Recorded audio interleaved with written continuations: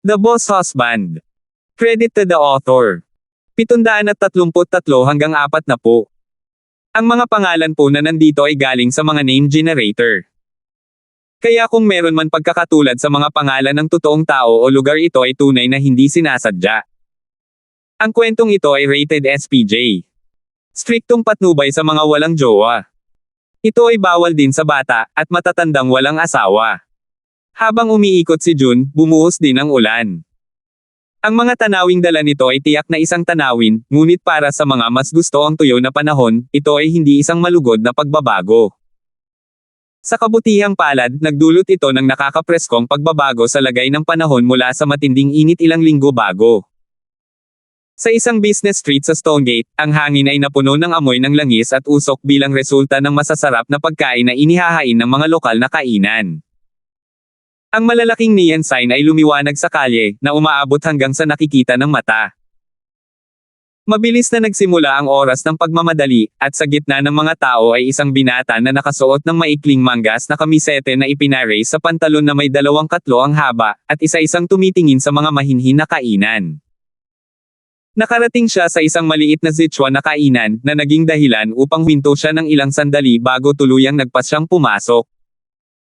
Natural na intensyon ni Justin na dumaan pagkatapos ng trabaho para kausapin si Hilda tungkol sa sitwasyon ni Talia. Kumpiyansa si Justin na kahit gaano pa kabaliw si Hilda noon, mapapawi lang ng panahon ang kanyang galit. Naniniwala siyang ilang oras na lang bago siya sumuko. Sa paghakbang niya sa kainan, si Madam Helena na naging kapansin-pansing mas matambok kaysa sa huling pagkikita nila ay nasa counter na abala sa pagpindot sa isang calculator, maliwanag na nagtabulate ng mga tseke at balanse. Halatang nasasabik siya sa sorpresang pagbisita ni Justin. "Oh, Justin, dumating ka. I bet hinahanap mo si Hilda, right?" Ibinigay ni Justin ang kanyang pagbati bago siya nagpatuloy ng nakangiti. "Madam Helena, nakita mo na ba ang aking biyenan?"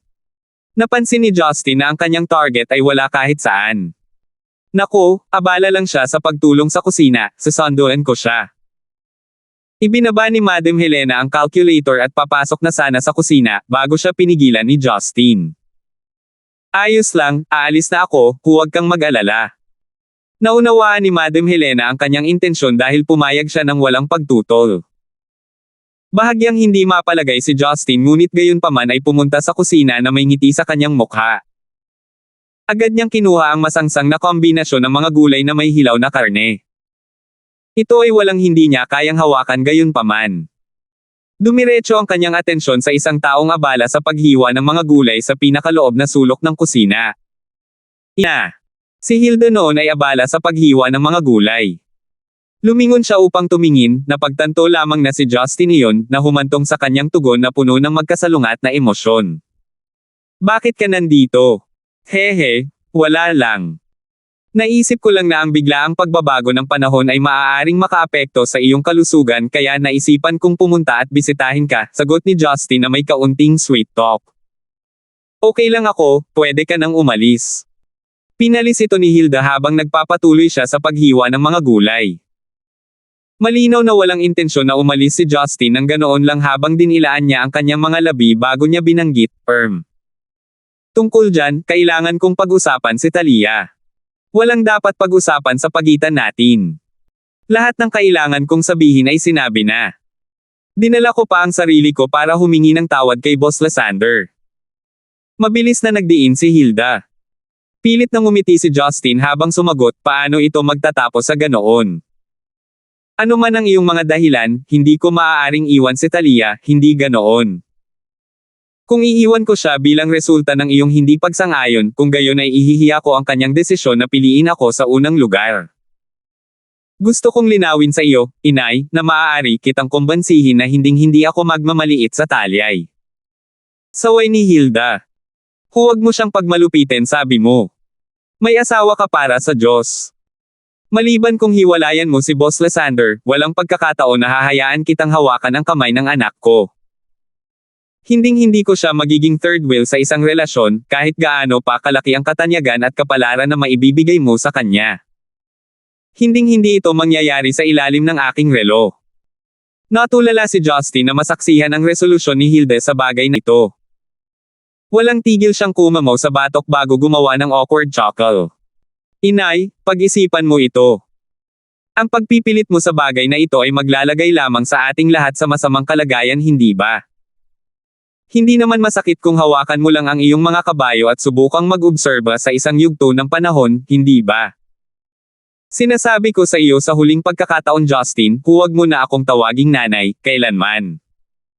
Wala akong manugang at hinding-hindi ka magiging isa. Sinaman siya ng tingin ni Hilda. I'm drawing the line there for both sake. Wala akong pakialam kung paano mo ito nakikita, o kung gaano kagulo ang buhay mo, ngunit gusto ko ang pinakamahusay para sa aking anak. Hindi ito ang pinakamahusay para sa kanya. Sapat na ba iyon para sa iyo? Sige, huwag muna nating pag-usapan ito sa ngayon. Talagang ipinakita ni Justin ang lawak ng kanyang makapal na balat na katapangan habang naglalakad siya patungo sa likod ni Hilda habang tumatawa siya. Inay, siguro pagod na ang likod mo sa lahat ng gawaing iyon, bakit hindi ko? Huwag mo akong hawakan. Nanunuya si Hilda bago niya hinawakan ang kanyang cutting knife at itinutok ito sa ilong ni Justin. Justin! Binabalaan kita sa huling pagkakataon, huwag mo nang subukang magbago ang isip ko. Itataya ko ang buhay ko para masiguradong hindi magiging third wheeler ang anak ko. Kung itulak mo pa ako, ipapakasal ko pa siya sa isang pulubi sa lansangan. Napatulala si Justin. Pagharap kay Hilda na puno ng galit, pakiramdam niya ay nanghina siya habang nakatayo. Ito ang ina ng kanyang kasintahan, at sa kabila ng lahat ng kanyang mga panghihikayat, malinaw niyang naunawaan na ang lahat ng kanyang ginagawa ay para sa kanyang anak na babae na maging lehitimong kasal, upang hindi na kailangang ibahagi ang kanyang pag-ibig sa iba. Bilang resulta, anuman ang kanyang galit at malakas na pananalita, hindi makayanan ni Justin na makipagtalo, na nauunawaan na siya ang may kasalanan. Si Hilda ay hindi isang Roland ni Gilmore. Pinakamabuting inilarawan siya bilang isang normal na taga-nayon. Ang ilan ay maaaring magtaltalan pa na siya ay hindi marunong bumasa at sumulat. Ngunit sa kabila ng kanyang kawalang halaga na engranding plano ng mga bagay, hindi kailanman nang ahas si Justin na galitin siya o pumunta sa kanyang likuran. Ang isang nakatatanda ay dapat igalang, hindi dahil sa kanilang edad, o sa kanilang kaalaman at karanasan, ngunit dahil sa kanilang pagiging hindi makasarili sa mga nakababatang henerasyon. Sa mga mata ni Justin, ang isang babae na kasing kalibre niya ay isa niyang pinapahalagahan. Nadismaya si Justin ngunit siniguro niyang nakatago ito habang same time na nagsusumamo, hindi ako susuko. Naiintindihan ko na galit ka pa rin ngayon, at okay lang iyon. Babalik ako sa ibang araw. Ang iyong anak na babae ay hindi isang padalos-dalos na desisyon sa mga bagay na tulad nito. Hindi ka ba nagtitiwala sa kanyang hatol? Simple lang ang diskarte ni Justin. Ang presensya ko ay maaaring magalit sa iyo ngayon, bukas, o kahit sa susunod na araw. Ngunit kung ipagpapatuloy ko ito, sigurado akong balang araw ay tiyak na mananalo ako sa iyong pag-aproba. Si Hilda ay kasing pula ng kamatis, ngunit gayunpaman ay nanatiling tahimik. Sa sandaling ito, sa tapat ng pangunahing bulwagan ng kainan, isang mataas na boses ang umalingaw-ngaw sa buong lugar. Hilda! Lumabas ka na! Aalis na sana si Justin sa kusina noon, ngunit natulala na siya sa matinding puot ng boses. Namutla si Hilda nang ailapag niya ang cutting knife sa chopping board. Pinunasan niya ang kanyang mga kamay sa apron at pagkatapos ng sandaling pag-iisip, lumabas siya para tingnan. Mahigpit na sumunod si Justin sa likuran, maingat sa mga potensyal na epekto ng sitwasyon. Maaaring narito ang taong ito upang mamili ng buto sa kanyang biyenan, na maaari ring maging perpektong pagkakataon para patunayan niya ang kanyang halaga. Habang papalapit sila sa harap ng kainan, nakatayo doon ang isang matambok na babae, ang mga kamay ay nasa baywang, nananlalaki ang mga mata at namumungay ang mga butas ng ilong. Sapat na upang sabihin, siya ay labis na galit sa isang bagay. Si Madam Helena sa gilid ay nasa manek, tila takot na takot sa babaeng ito sa harap ng kanyang mga mata dahil nakikita siyang nasasakal sa sarili niyang mga salita. Sa likod ng nagbabantang babae ay isang kalbong nasa katanghaliang gulang na lalaki, medyo mas payat, sinusubukang pakalmayan ang galit na babae. Anong ginagawa mo? Bumalik na tayo, huwag mo nang dagdagan pa ang gulo kay Helena at sa restaurant niya ha. Kapitbahay lang natin ito para sa Diyos. Ngumisi ang babae habang nakatitig sa kanyang asawa, at nang makita ang hitsura ni Hilda, nagsimula ang kanyang maalab na pananalita. Hilda, hindi ka ba magandang tingnan? Nakita si Hilda na may matamis na ngiti habang siya rin ay lumapit sa babaeng iyon habang matiyagang nagtanong, Madam Watkins, ano ang ibig mong sabihin sa maaari kong itanong? How dare you ask me kung ano ang ibig sabihin ng lahat ng ito? At habang humahalaklak si Madam Watkins, bigla niyang itinaas ang kanyang kamay at dumiretso para sa isang mahigpit na sampal sa pisngi ni Hilda. Smack! Isang lakas na sampal ang umalangaw-ngaw habang ang isang gilid ng mukha ni Hilda ay natatakpan ng pulang print. Hinawakan niya ito habang naka-zone out, halos hindi siya nakafocus ng halik na iyon. Hindi inaasahan ni Justin ang biglaang pangyayari. Ito ay isang gawa na ganap na nahuli sa kanya, na nag-iiwan sa kanya upang harapin ang mga resulta. Agad siyang nabuhayan ng galit. Paanong may umaatake sa kanyang biyenan sa kanyang mukha? Kung nahuli si Talia sa pangyayaring ito, kapuputin niya ito ng walang katapusan. Kung nangyari ito sa likod ng mga saradong pinto, 2 beses na ibinalik ni Justin ang pabor. Ngunit napigilan niya ang kanyang init ng ulo nang pumunta siya sa harapan ni Hilda at nakatitig sa mata ng pag-alit na babae. Mabuti pa ay may magandang dahilan ka para saktan ang aking biyenan, kung hindi, itatapon ko ang iyong masamang mukha. Ang panghihimasok ni Justin ay agad na naging dahilan upang muling isaalang-alang ng galit na asawa ang kanyang mga aksyon. Ngunit agad din siyang tumalikod at ngumisi, oh, I see. Nandito rin ang manugang ni Hilda ngayon ha. Ano? Kung gusto mong manindigan para sa kanya, eto na ang pagkakataon mo. 734.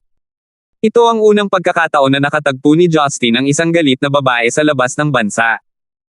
Siya ay clueless kung ano ang dapat niyang i-react. Dumating ka na. Gagawa na sana si Justin ngunit sumigaw si Hilda mula sa likuran, Justin. Lumipat. Galit niyang hinayla si Justin palayo, pinagalitan siya. This is none of your business. Umuwi ka na. Kailan pa ako naging biyenan mo? Hindi man lang tayo magkamag-anak. Naguguluhan si Justin sa nangyari. Sinaktan siya ng isang babae at nagalit siya sa kanya. Inay, paano mo pa ako mapipigilan kung ganito siya? Tanong ni Justin, nanginginig ang kanyang boses sa sobrang galit. Humalaklak ang ibang babae. Kaya ang walang kwentang kuko sa paan na ito ay hindi man lang manugang. Hinahabol ba niya ang iyong anak na babae? Oh well, hindi naman siguro nahuhulog ang pute sa puno. Kikilos na sana si Justin nang muling pigilan siya ni Hilda. Lumingon siya, pagkatapos ay tame time na sinabi, Madam Watkins, sa palagay ko ay maaaring nagkamali ka tungkol sa kanyang pagkakakilanlan. Ngunit maaari mo bang iwan ang aking anak na babae dito?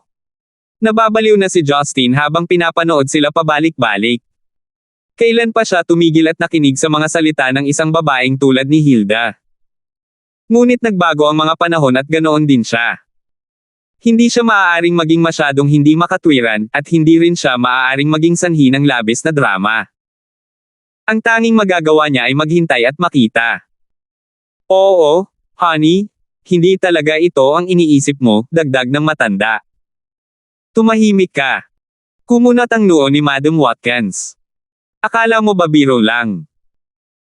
Simula nang magtrabaho ang kumag na ito, palagi kang pumupunta dito para bigyan siya ng sibuyas, bawang, tokwa, at kung hindi siya pumunta sa shop namin para humingi ng kung ano-ano, mag-aalala ka kung may sakit siya.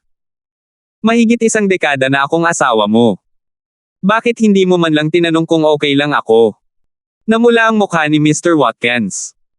Galit na galit pagkatapos ay ipinaliwanag niya, mahal, hindi ganoon. Pumunta si Hilda dito mag-isa mula sa Sichuan, at wala siyang asawang mag-aalaga sa kanya. Sinusubukan ko lang na tumulong. Bakit ka napunta sa ganoong matinding conclusion? Wala ba siyang anak na babae? Bakit iniisip mong kailangan niya ng tulong mo? Napaawang ang bibig ni Madam Watkins. Siya ay isang solong babae na walang mga lalaki sa paligid niya, at mas maganda kaysa sa isang matandang babae na tulad ko. Sa tingin mo ba hindi ko alam kung ano ang iniisip mo? Hindi ko pinansin ang lahat ng mga pagkakataon na dinadala mo ang kanyang maliliit na plato ng mga gulay. Ngunit sapat na ang araw na ito. Nakita kong naglabas ka ng isang buong plato ng tadyang ng baboy para sa kanya. Hindi pa ako nagsisikap na manligaw sa ibang mga babae. Ako. Buntong hininga, masama ang panahon nitong mga nakaraang araw. Hindi maganda ang hitsura ni Hilda, kaya naisip ko na mas magaan ang pakiramdam niya sa kaunting sopas. Ako. Talagang hindi. Nauutal na sabi ni Mr. Watkins. Mabilis na idinagdag ni Tita Helena, Madam Watkins, sa palagay ko'y nagkamali ka. Kailangang humiram si Hilda ng mga gulay dahil kulang tayo rito. Ano ang tungkol dito, pupunta ako sa susunod. O papaalisin ko ang aking asawa. Ano sa palagay mo? Hindi si Hilda ang iniisip mo. Helena, matagal na tayong magkakilala. Huwag kang magsinungaling sa akin ng ganyan, galit na bulalas ni Madam Watkins. Tanungin ninyo ang inyong mga sarili, mula nang magsimulang magtrabaho si Hilda sa kalyeng ito, ilan na ba ang mga hanggal na matandang lalaki mula sa mga tindahan na nagkagusto sa kanya? Kung talagang hindi niya sinasadya, bakit siya pa rin ang pinag-uusapan ng marami? Maniniwala ba kayo kung sinabi kong bibisita pa rin ang mga tao mula sa ibang mga tindahan kahit na hindi mo siya pinalabas sa tindahang ito? Hindi nakaimik si Tita Helena. Matigas siyang lumingon kay Hilda. Halatang matagal nang nagchichismisan ang mga tao tungkol kay Hilda. Lihim na alam ng lahat kung bakit biglang sumikat ang tindahan ni Tita Helena. Namutla si Hilda. Ang kanyang mga mata ay puno ng luha, ngunit hindi niya hahayaang bumagsak iyon. Mas nakakalungkot na pagmasdan siya ng ganito. Biglang may naalala si Justin. Noong huling dumalaw siya kay Hilda, nagkataon na nanghihiram ito ng gulay sa katabing tindahan. Akala niya ay mukhang masama ang loob ni Hilda nang bumalik ito, ngunit hindi siya nagtanong. Ang may-ari ng tindahan na hiniram niya ay isang taong nagngangalang Watkins. Mukhang naranasan na ni Hilda ang pang-aabuso sa huling pagkakataon na bumisita siya, kaya ang kanyang kakilakilabot na kalooban. Gayunpaman, siya ay palaging isang malakas na babae at lubos na pinahahalagahan ang pagkakataong ito na magtrabaho. Malamang na hindi niya ito sinabi o hinding-hindi siya papayagan ni Talia na magtrabaho dito. Si Hilda ay ina ni Talia. Naiisip na ng isa kung gaano siya kaganda noong bata pa siya. Bagamat dumanas siya ng maraming pagdurusa na may malalim na kulubot sa paligid ng kanyang mga mata, napanatili pa rin niya ang biyaya ng isang nasa katanghaliang gulang na babae. Madaling maunawaan kung bakit siya kaakit-akit sa matatandang lalaking ito. Huminga siya ng malalim. Pilit nang umiti, sinabi niya, Madam Watkins, hindi ako nag-aangkin na ako ay isang purong tao, ngunit hindi ako magpapakababa upang sirain ang kasal ng iba. Hayaan mo akong linawin ito, walang namamagitan sa akin at kay Mr. Watkins. Ang aming mga customer ay nakatanggap ng mga tadyang ng baboy mula sa kanyang tindahan noong nakaraan. Hindi ako taga rito at maaaring hindi ako nakapag-aral, ngunit gusto ko lang talagang kumita ng kaunti ang aking anak. Para makita ako, maghahanap ako ng trabaho sa ibang lugar. Nang marinig ni Madam Watkins ang malumanay na pakikipag-usap sa kanya ni Hilda, hindi na siya maaaring magalit. She glared coldly, then said, Ikaw na mismo ang nagsabi. Isasantabi natin ang usapin na ito. Nasa iyo na kung gusto mong magpalit ng trabaho. Hindi ko gagawing malaking bagay ito dahil ayaw kong mapahiya si Helena dito. Gayunpaman, Hilda, hayaan mong ipaalala ko sa iyo na maraming kababaihan sa kalyeng ito na may katulad na opinyon din. Hanggat maaari, iwasang mangutang. Nagpapasalamat na tumango si Hilda. Alam ko, salamat Madam Watkins. Mas mag-iingat ako. Kanina pa umalma si Madam Watkins. Umalis siya at kinaladkad si Mr. Watkins sa likod niya. Sa sobrang takot niya ay hindi niya niliinggan si Hilda. Nakakaawa itong tanawin. Nang umalis ang mag-asawa, nakahinga ng maluwag si Tia Helena. Malungkot niyang sinabi kay Hilda, Hilda, pasensya na sa nangyari. Walang filter si Madam Watkins. Sinaktan ka niya dahil galit siya. Hindi siya masama o ano paman. Sa totoo lang, mas magaling siya kaysa sa ilan sa mga nagchichismisan sa likod mo. Napangiti si Hilda. Ayos lang, hindi naman sa hindi ko kaya. Ang dami kong nalagpasan na hirap sa nakaraan. Huwag kang mag-alala. Umiling si Tita Helena at bumantong hininga, tumalikod upang ipagpatuloy ang paggawa ng mga account sa restaurant. Lumingon si Hilda at sinulyapan si Justin. Sumama ka sa akin. Sinundan siya ni Justin, galit na galit. Gusto niyang suntukin si Madam Watkins pero natakot din siya kay Hilda kaya wala siyang magawa.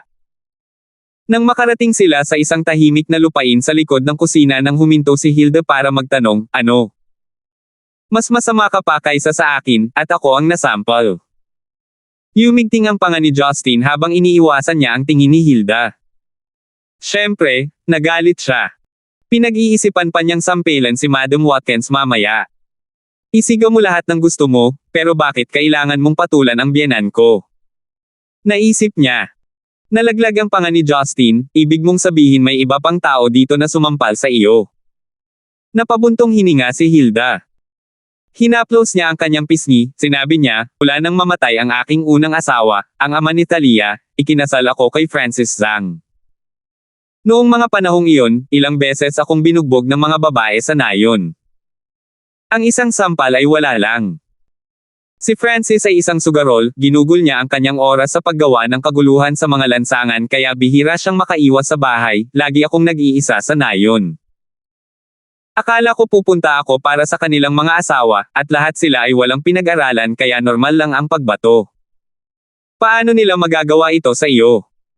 Ikinuyom ni Justin ang kanyang kamao, ang kanyang puso ay sumasakit. Gaano kalaki ang habag ng babaeng ito, na pagtawanan ang kanyang nakaraan ng ganito? 735. Nanay.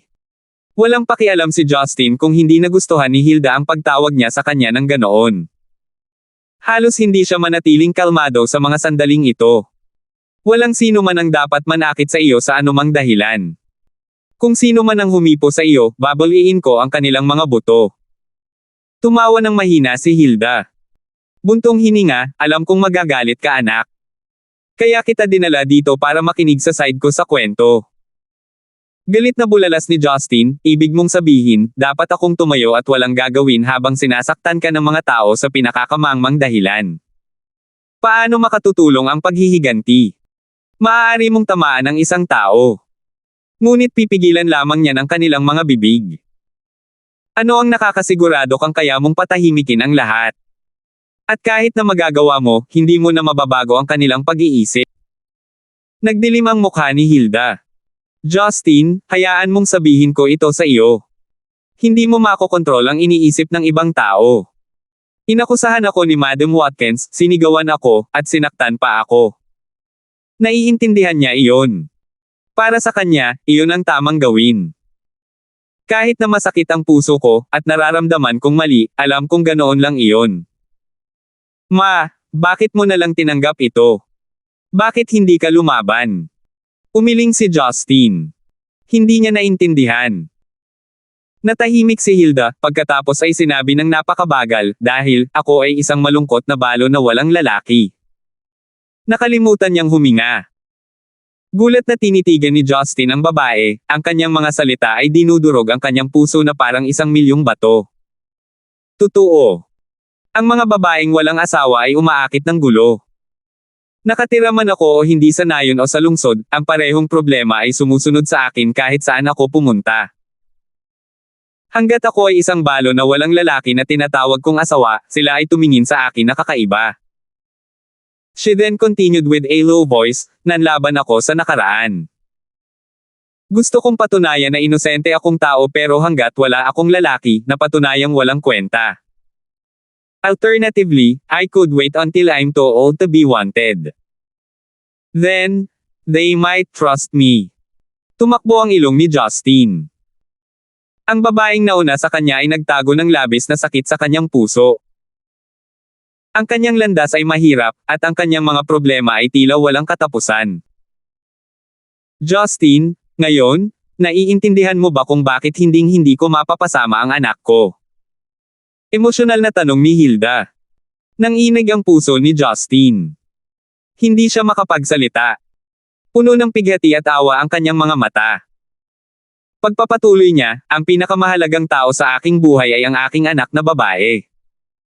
Alam ko talaga kung ano ang aking napagdaanan. Kung ang isang babae ay walang magandang pag-aasawa o isang tapat na asawa, ang kanyang buhay ay masisira. Ang mga bulong sa kalye at ang mga kakaibang titig ay magiging napakasakit para sa kanya. Halos hindi ko makita ang liwanag sa dulo ng tunnel, at napakaraming galos ko. Paano ko, sa aking tamang pag-iisip, ipadala ang aking anak na babae sa eksaktong parehong landas na aking tinahak? Ayaw niya. Mabilis na umiling si Justin, hindi ko hahayaang may mangyaring masama kay Talia, inay. Tumigil ka na sa pagsasalita ngayon din. Putol ni Hilda. Hindi mo pa rin naiintindihan ang isang salita na sinabi ko. Marahil ay iniisip mo na ito ay dahil mayroon kang kayamanan at kapangyarihan upang protektahan si Talia. Gayunpaman, sa tingin mo ba ang kayamanan at lahat ng ito ay mangangahulugan ng kaligayahan? Napakabata pa ninyo pareho. Naisip mo na ba kung ano ang mangyayari kapag pareho kayong nasa 30s? Ano ang sasabihin ng mga tao kung hindi pa rin siya kasal at walang anak? O kung mayroon siyang anak ngunit hindi siya kasal, ano ang mangyayari sa bata? Paano ang pakikitungo ng mga tao sa aking anak na babae? Paano ang ibang mga bata ay tretuhin ang anak ni Talia? Ang mga kabataang mag-asawang nagmamahalan na tulad mo ay maaaring hindi naiisip ang mga ito, ngunit bilang isang ina, nabuhay ako at nakita ko ang lahat ng ito na nangyari sa aking buhay. Justin, hindi mo pa ba nakikita? Kung gaano kaganda ang babae, mas maaakit ang tsismis kung wala siyang matapat na asawa sa tabi niya pagtanda niya. Sa makatuwid, kung si Talia ay hindi maaaring maging legal na asawa sa papel, dapat mong itigil ang paghabol sa kanya. Magkakaroon ng ilang taon ng sakit ngunit lilipas din ito.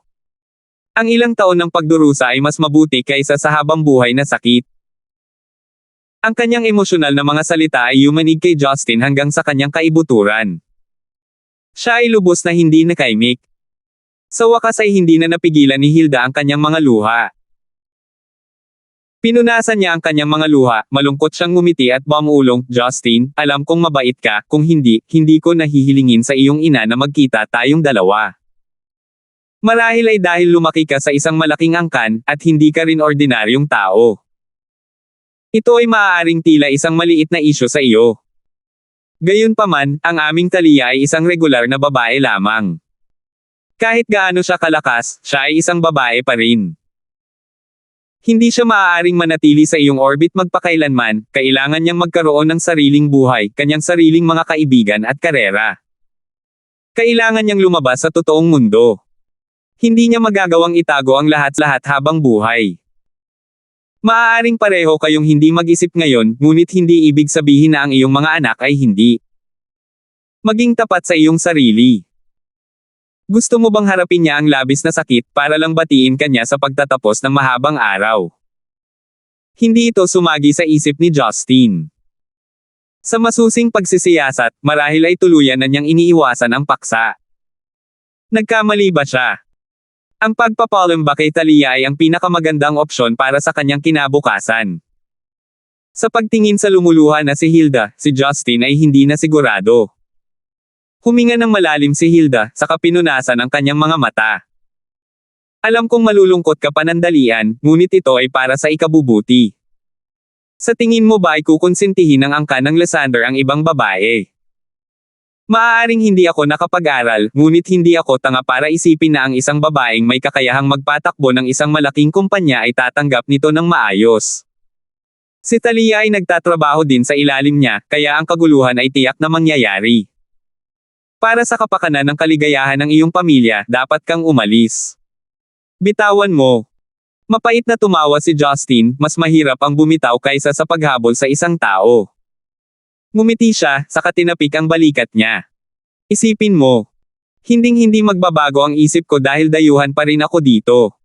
Hinding-hindi ako susugal sa buhay ng anak ko. Sana maintindihan mo. Agad na nagsimulang maghanda si Hilda ng mga pagkain para sa gabi, at lumabas si Justin sa restaurant. Dumidilim na ang langit, at tumigil na ang ulan. Naglakad si Justin ng mag-isa sa mga lansangan. Ang mga street lamp ay kumikinang at ang mga tao ay maingay ngunit ang kanyang isip ay tahimik. Pagkaraan ng ilang sandali, hindi pa rin maiayos ni Justin ang kanyang emosyon. Maglalakad na sana siya papunta sa kanyang sasakyan nang huminto siya sa isang liko sa isang makipot na eskinita. Napuno ito ng nabubulok na basura. Karamihan sa mga ito ay isang linggong gulang o higit pa sa kanyang hula. Isang babaeng pulubi, nakabalot sa carpet, nakalupasay sa isang sulok. Kumakain siya ng napakaruming tinapay. Tumutulo ang magulong buhok ng pulubi at maputik ang sapatos. Mukha siyang tipong itataboy ng mga tindera. Kumunat ang noo ni Justin. Bagamat madungis ang pulubi, nakikilala pa rin niya ito sa mga katangian nito. Napansin din niyang may nakaharang sa ilaw sa dulo ng eskinita kaya dahan-dahan niyang inangat ang ulo. Sa pamamagitan ng kanyang buhok, nakilala niya si Justin at natarante siya. Ikaw, bakit ka? Nanginginig ang kamay niya, nalaglag ang tinapay. Si Justin ay hindi naawa sa kanya. Ang babaeng ito ay karapat-dapat na mabawasan sa posisyon na ito. Ang kanyang walang pusong kalupitan ay halos pumatay kay Marian at sa kanyang sarili, kaya tama lang na kailangan niyang tiisin ang gayong pagdurusa. Hindi na sana siya papansinin ni Justin at aalis, ngunit nakita niya ang isang pilay na naglalakad patungo sa kanyang sarili. Basang-basa siya. Tumingin siya kay Justin, nagtataka, pagkatapos ay agad na lumiko sa eskinita. Nakasquat sa harap ni Carmela, kumuha siya ng ilang barya sa isang sira-sirang pouch. Ngumisi ang pilay, mukhang mag-aalmusal tayo bukas. Akala ko ay hawad lang ang ulan sa pagmamakaawa, ngunit hindi ko inaasahan na mas madaragdagan pa. Hindi sumagot si Carmela. Napagtanto ni Lumpo na nagiging emosyonal si Carmela. Ang kanyang mga mata ay puno ng galit at pinipigilan ang takot na parang hindi siya naglakas loob na tingnan ang estranghero na nakatayo sa dulo ng eskinita. 736. Pinag-isipang mabuti ni Cripple ang sitwasyon habang may kaina-hinalang nakatingin kay Justin. Tapos, galit siyang tumangala at sumigaw, "Hoy, anong tinitingin-tingin mo? Hindi ka pa ba nakakita ng mga katulad natin? Bubugbugin kita kapag tumitig ka pa ng isang segundo." Ikinawi pa niya ang kanyang pouch nang may pananakot kay Justin. Lumingon si Justin para tingnan si Lumpo. Kaya ikaw ang dahilan kung bakit siya nabubuhay pa. Napabuntong hininga si Lumpo, bakit ka ba nagmamalasakit? Siyempre ginagawa ko. Pinag-aralan ni Justin si Lumpo mula ulo hanggang paa, pagkatapos ay nagpatuloy, dahil ako ang gumawa sa kanya ng ganito. Hindi komportable ang pakiramdam ng pilay na parang tumagos ang tingin ng lalaki sa kanyang kaluluwa. Anong ibig mong sabihin? Nagsisimula na siyang mag-alala ngunit walang takot sa kanyang mukha. Nagkibit balikat si Justin. Gusto kong matamaan ang babaeng ito. Ngunit ang pagpapakain mo sa kanya ay kabaligtaran, hindi ba? Si Carmela ay nanginginig ngayon, ang makamandag na puot na naglalagablab sa kaibuturan ng kanyang puso dahil sa desperasyon at pait. Hindi pa rin siya naglakas loob na tingnan si Justin dahil ang mga kakilakilabot na dala ng lalaking ito ay malayo sa anumang maisip niya. Lumpo ang mata ng nanginginig na babae. Nanlilisik ang mga mata niya sa galit. Naikuyom niya ang panga at hinimas ang dibdib bago sinabing, "Ano ba? Gusto ko siyang bigyan ng pagkain. Anong gagawin mo dyan? Baka mabali mo ang magaling kong paa at gagapang pa ako para humingi ng pagkain, baka gamulong pa ako." Habang sumisigaw si Cripple, para siyang may sakit na lobo na humihikab sa isang maringal na leon, tumangging umatras. Sa wakas ay tumangala si Carmela, lumuluha ang mga mata, upang makitang tumayo para sa kanya ang lalaking hindi man lang may angat ang isang paa. Si Justin ay nalilibang na ngayon. Ngumisi siya at nagtanong, "Sino siya para sa iyo? Bakit mo siya pinoprotektahan?" Sumagot si Lumpo, na nagagalit, "Dahil kaya ko. Walang dahilan. Gusto mo siya?" Pilyong tanong ni Justin. Natigilan ang ekspresyon ni Cripple. Matigas na tanong niya, "At paano naman?" Naiintindihan na ni Justin ngayon. Tumango siya at sumagot, "Naiintindihan ko. Sige, aalis na ako pero pakisuyong pakinggan ang babala ko. Nakagawa ka na ng mga hakbang na hindi mo na maaatrasan. Tutal, iisa lang ang paa mo." Nanginginig ang puso ni Lumpo. "Mag-ingat ka ha. Sa kanya. Binigyan ko siya ng pagkain at tubig, sa tingin mo ay sasaktan niya ako. Tignan mo, pretuhin mo ng ganito ang isang babae. Baka hindi ako mabuting tao, pero at least hindi ako kasing lupit mo. Itinikom ni Justin ang kanyang mga labi, ngumisi. Hindi ko sinabi na kailangan mong mag-ingat sa kanya. Tinuro niya ang sariling ilong. Kailangan mong mag-ingat sa akin. Lumunod si Lumpo, pagkatapos ay tumawa, sa tingin mo matatakot mo ako. Tingnan natin. Lumingon si Justin. Habang naglalakad siya, nagbabala siya, gusto ko lang sabihin, hindi ko lang tinatakot ang mga tao. Matapos panoorin ang pag-alis ni Justin, dahan-daang tumangala si Carmela sa batang walang tirahan. Siya ay hindi bababa sa 20 taon na mas bata kaysa sa kanya. Bakit mo ginagawa ito? Ano? Natarante si Lumpo. Bakit mo ako pinakain, binigyan mo ako ng tubig, at kahit na tumayo para sa akin? Ang kanyang mga mata ay naghahanap ng kasagutan sa likod ng mga hibla ng maduming buhok. Napaiwas ng tingin si Lumpo. Bakit mahalaga? Gusto ko lang. Naaawa ka ba sa akin? Malamig siyang ngumuso. Hindi ko kailangan ng awa mo. Kawawa naman. Haha. Tumawa si Lumpo, ako'y isang pulubi at isang pailay. Kung mayroon man, dapat maawa ka sa akin. Dala mo pa ang 2 kamay at paa, bakit ako mag-aalaga? Natigilan siya. Pagpapatuloy niya, bakit ka ba naghihinala? Gusto ko lang gumawa ng maganda, yun lang. Kung sa tingin mo nakakainis, sabihin mo lang. Nang matapos siya, mukha siyang frustrated. Nakapamulsa siya palabas ng eskinita ng hindi lumingon, na para bang hindi na niya kayang gumugol ng 1 pang minuto kasama si Carmela. Napaupo siya, natulala saglit. Pagkatapos, pinunasan niya ang 2 agos ng luha na hindi niya alam na naroon.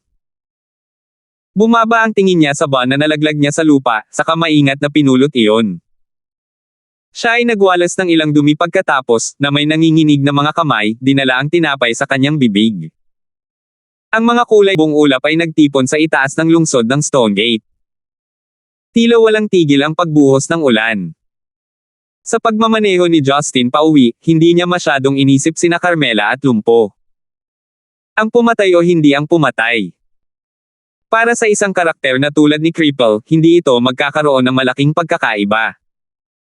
Baka maakit pa niya ang problema sa buhay. Pakiramdam ni Justin ay hindi magiging komportable si Gilmore kung alam niyang ganito ang pamumuhay ni Carmela. Hindi rin siya nagustuhan ni Justin. Siya ay isang ama na kahit na hindi gusto ang kanyang anak na babae. Ni-replay sa isip ni Justin ang mga sandaling ibinahagi niya kay Talia. Ang kanyang kabaitan, ang kanyang katatagan, ang kanyang pagtutok, at ang kanyang determinasyon ay nakaukit ng malalim sa kanyang isipan. Bitawan mo. Paano kaya niya? Gayunpaman, ang mga salita ni Hilda ay nag-aalala sa kanya. Kaya ba niyang ibigay sa kanya ang buhay na nararapat sa kanya? Sa legal na paraan, hindi dapat masyadong mahirap gawin siyang asawa. Kailangan lang nilang baguhin ang kanilang nasyonalidad sa papel. Gayunpaman, paano siya pakikitunguhan ng mga tao? Hindi rin naisip ni Justin na madaling dalhin ang kanyang mga babae sa ibang bansa. Ang kanilang relasyon sa pamilya at pamumuhay ay magiging mga hadlang. Ang mga babae ay hindi rin nabuhay para sa kanya, mayroon silang sariling buhay. Nang maisip niya kung paano binubuli si Hilda, at hindi man lang niya kayang panindigan ang sarili, sumakit ang kanyang puso. Nakaramdam siya ng tunay na takot na balang araw ay ganoon din ang pakikitungo kay Talia. Kung mas malalim ang pag-ibig, mas masakit kapag may mga problema. Maya-maya, nakarating na siya sa bahay. Binuksan ni Justin ang pinto sa amoy ng lutong pagkain.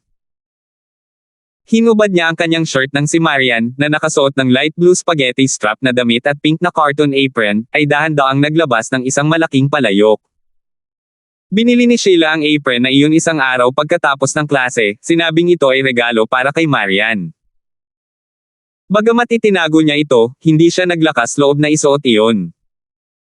Gayunpaman, mukhang siya ay nasa napakagandang mood kamakailan.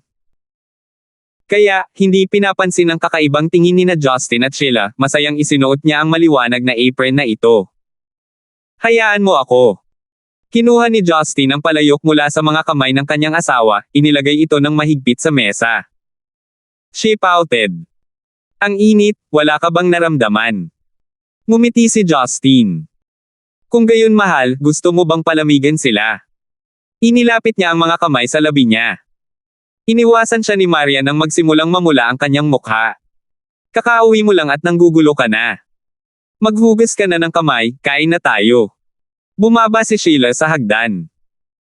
Siya ay may ilang araw bago ang kanyang mga pagsusulit sa pasukan sa kolehiyo, at hindi na niya kailangang pumasok sa paaralan. Gusto niyang magpahinga ng kaunti bago pumunta sa labanan. Ang mga pagkain sa bahay ay naging malaking piging kamkailan. Si Sheila ay pinakain ng husto at unti-unti siyang tumataba. Masayang kumain ng hapunan ang pamilya. Nagkwento si Sheila ng ilang biro habang nagdagdag si Justin sa kanyang mga kwento. Nadulas pa siya sa ilang innuendo sa harap ng mga elder, dahilan para sipin siya ni Marian sa ilalim ng mesa. Si Justin ay nag-e-enjoy sa lumalaking closeness na naramdaman niya kay Marian. Bagamat hindi sila magkakasama sa isang silid na ideya ni Justin, magsisimula silang matulog ng magkasama pagkatapos ng kasal. Dahil siya ang man of the house, hindi niya mabago ang isip niya. Gayunpaman, hindi niya maiwasang isipin kung ano ang hitsura ng hapunan sa bahay ni Talia. Kumain ba siya kasama sina Roslyn at Hilda? Silang tatlo lang ba? Sa sarili niyang kinabukasan, makakasama pa kaya niya si Talia, na nakikisalo sa isang mainit na hapunan kasama ang pamilya. Lalong nalungkot si Justin na iniisip ang lahat ng mga salungatan. Masyado siyang makasarili.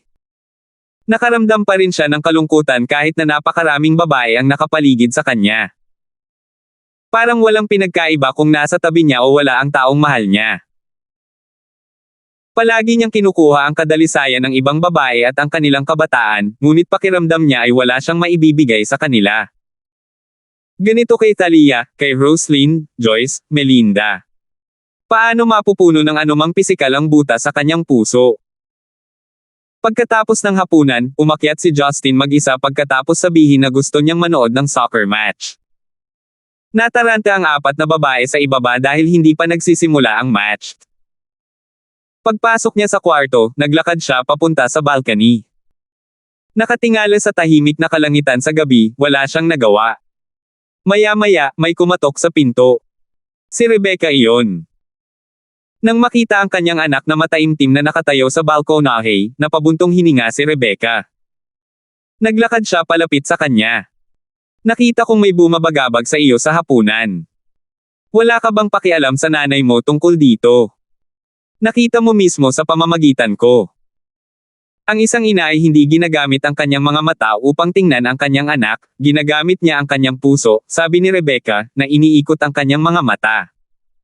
Tumango siya. Ang puso mo. Hindi rin sinubukan ni Justin na itago ang kanyang mga problema. Sinabi niya sa kanya ang lahat ng nangyari kay Hilda. Nang matapos siya, pinunasan niya ang kanyang mga temps, ang gulo ko.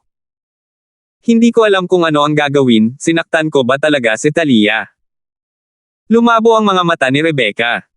Hindi naging madali si Hilda. Naiintindihan ko kung bakit napakasensitibo niya sa pagsama mo kay Talia. Gayunpaman, kung damdamin ang pag-uusapan, kahit bilang isang ina, hindi ako makakagawa ng mga desisyon para sa iyo. Justin, mula sa pananaw ng isang babae, kung hindi mo ito pag-iisipan ng mabuti, paano mo madadala ang magandang kinabukasan bilang isang matapat na asawa, sa bata, sa halip na sabihing magdurusa ka, tulad ng kung ano ang kanyang god, habang siya ay nagdurusa habang buhay. Natahimik si Justin. Bagamat inaasahan na niya ito, nabigo pa rin siya nang sabihin ito ni Rebecca. Si Talia ay hindi katulad ng iba sa atin, mitiig ang payo ni Rebecca. Hindi siya tulad ni Roslyn, na napaka-independent at wala siyang pakialam sa lipunan. At ang babaeng Joyce na iyon ay mula rin sa mayamang angkan, kaya bukas ang kanyang pag-iisip. Hindi rin niya kailangang pakialaman ang mga alituntunin. Para kay Talia, isa lang siyang regular na babae mula sa isang regular na pamilya. Mag-iingat siya sa kung ano ang iisipin ng mga tao, kung ano ang tama sa isip ng lipunan at si Roslyn, marahil ay ang iyong ex sa mata ng lipunan at si Roslyn. Hindi magiging pareho kay Talia. 737. Matapos makinig sa matiyagang paliwanag ni Rebecca, dahan-daang kumalma si Justin. Ito ay totoo. Sa mga babaeng nasa tabi niya, si Talia ang pinakaregular sa kanilang lahat. Kung magpapatuloy ang kanilang relasyon, sa katagalan, siya ang pinakamasakit. Si Melinda ay magiging lady boss ng Green Dragon Society, na namamahala sa mga negosyo ng lipunan. Sina Roslyn at Joyce ay kabilang sa mga elite ng lipunan, hindi sila hawakan ng mga karaniwang tao. Ganoon din para kay Teresa at sa magkapatid na Collins. Kahit wala siya, baka hindi sila magpakasal, o magpakasal sa isang tao para lang makasama sa bahay. Hindi nila kailangang isaalang-alang ang mga pamantayan at halaga ng lipunan. Habang nagpupumigla si Justin sa loob, sa kabilang panig ng dingding sa kabilang bungalow, hinihila ni Roslyn si Talia, na katatapos lang ng kanyang hapunan, papunta sa kanyang silid. Parehong babae ang nakasuot lamang ng kanilang paboritong light nightgown, fresh from the shower, amoy sabon. Matangkad sila at punong-puno at lahat ay talagang kaakit-akit. Idiniin ni Roslyn si Talia sa isang mesa sa kwarto, nakaharap sa listahan ng mga dokumento sa nakabukas na laptop. She pouted, halatang galit. Rose, please let me go. I've had a long day, bakit kailangan pa kitang tulungan ngayon? Ngumiti si Roslyn at saka marahang kinagat ang earlobe ng matalik na kaibigan. Hooray! Bulalas ni Talia bago inilayo ang kanyang mukha, anong ginagawa mo? Talia, tulungan mo lang ako, please. Alam mo namang hindi pa ako nakakapag-aral sa unibersidad, at natuto ka na sa pananalapi. Kaya mo pang pamahalaan ang napakaraming mga ari-arian ni Yellow. Hindi ka magtatagal para harapin ang ulat na ito. Sisiguraduhin kong nakakatulog ka ng maayos ngayong gabi kung tutulungan mo ako. Nagniningning ang mga mata ni Roslyn habang nakangisi ng nakakaloko. Halos umiyak si Talia sa puntong ito. This is a threat. I don't need your company tonight. Promise me, kapag natapos ko ito, hindi mo ako iistorbahin ngayong gabi. So oo ba yon? Tanong ni Roslyn na tuwang-tuwa dahil gumana ang kanyang plano.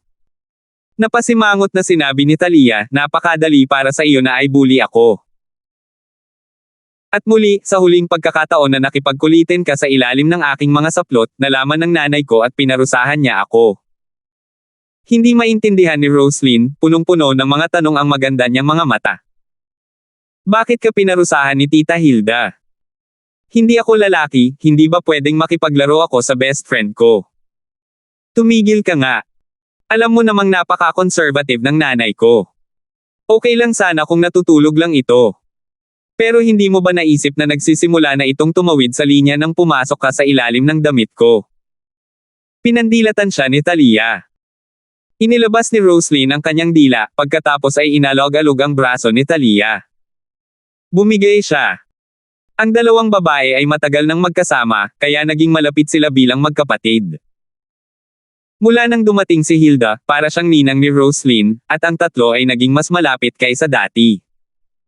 Gayunpaman, bihira nilang pag-usapan si Justin kung sakaling matrigger nito si Hilda.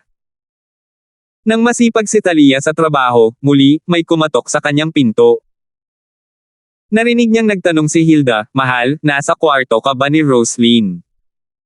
Agad na bumangon si Talia. Yes, ma'am.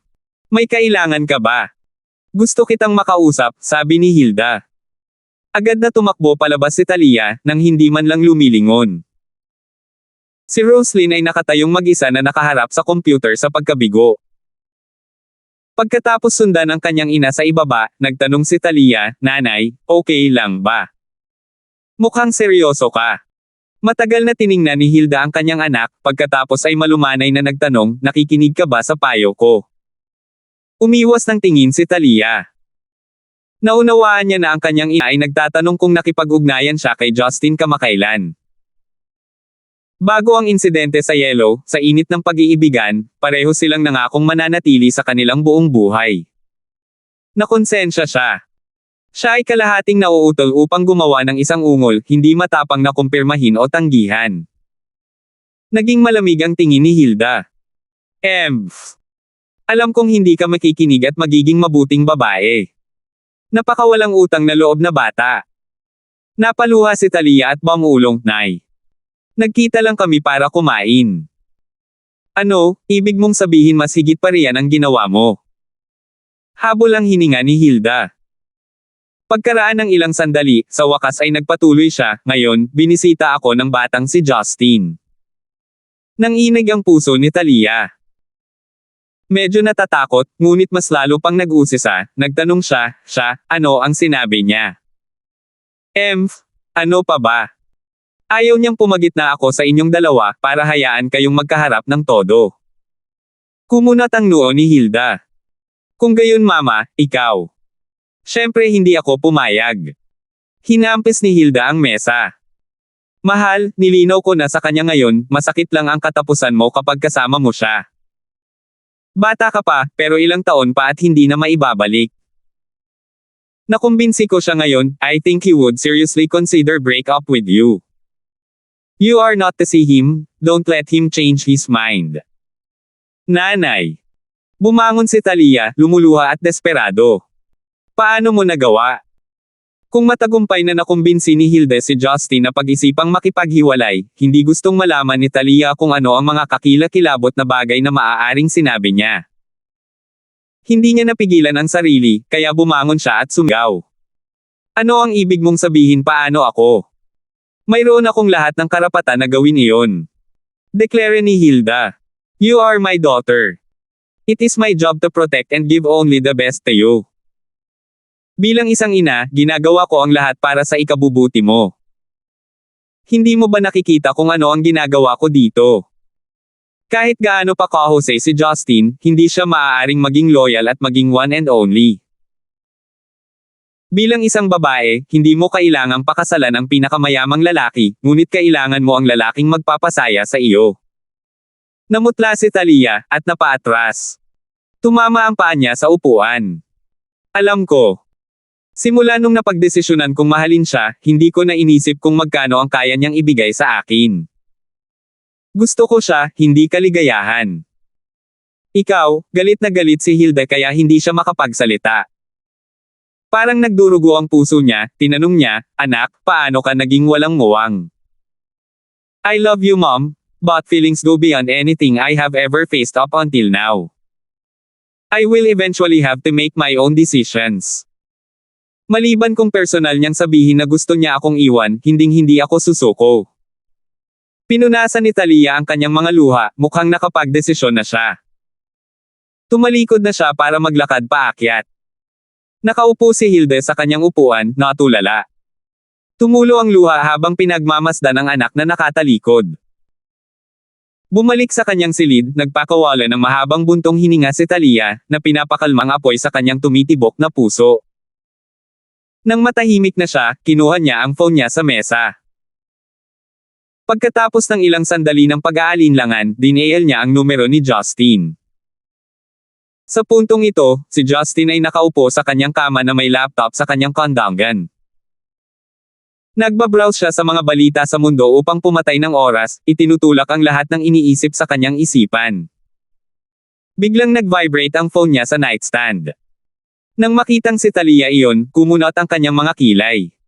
Dati, sasanduan niya agad. Ngayon, natakot siya. Matapos ang halos 20 segundo, sa wakas ay sumagot si Justin.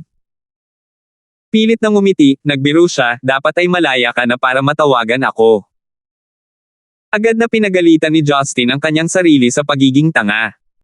Kung pagkatapos ng oras ng trabaho, syempre libre siya. Si Talia ay nakaupo sa kanyang kama, hinihila ang mga kumot. Naramdaman niya ang pagkakaiba ng tono ni Justin. Medyo banyaga, medyo malayo pa, parang na-distract siya. Talaga bang isinasaalang-alang niya ito? Tandang pananong. Isip niya. Inalis ni Talia ang kanyang mga iniisip mula sa negativity, pinilit ang kanyang sarili na sabihin, ano? Hindi ba pwedeng tumawag na lang? Hindi mo ba ako na-miss? Hey! Tumawa siya ng bahagya. Siyempre, medyo nagulat ako, yun lang. Kinagat niya ang kanyang mga labi, na tahimik sandali. Nabalitaan ko kay nanay na binisita mo siya ngayon. sagot nito sa mahinang boses. Huwag mong isa puso, ayos lang ako. Ako talaga. Masyado lang siyang nag-aalala sa akin, at hindi siya masyadong pamilyar sa sitwasyon mo. Sa tingin ko ay magiging maayos ang lahat sa paglipas ng panahon. Nanginginig niyang sabi. Gayunpaman, naramdaman lamang ni Justin ang kanyang desperasyon na aliwin ang sarili. Ang lahat ay nadama na lalong mali, at siya ay nadama na nagkasala.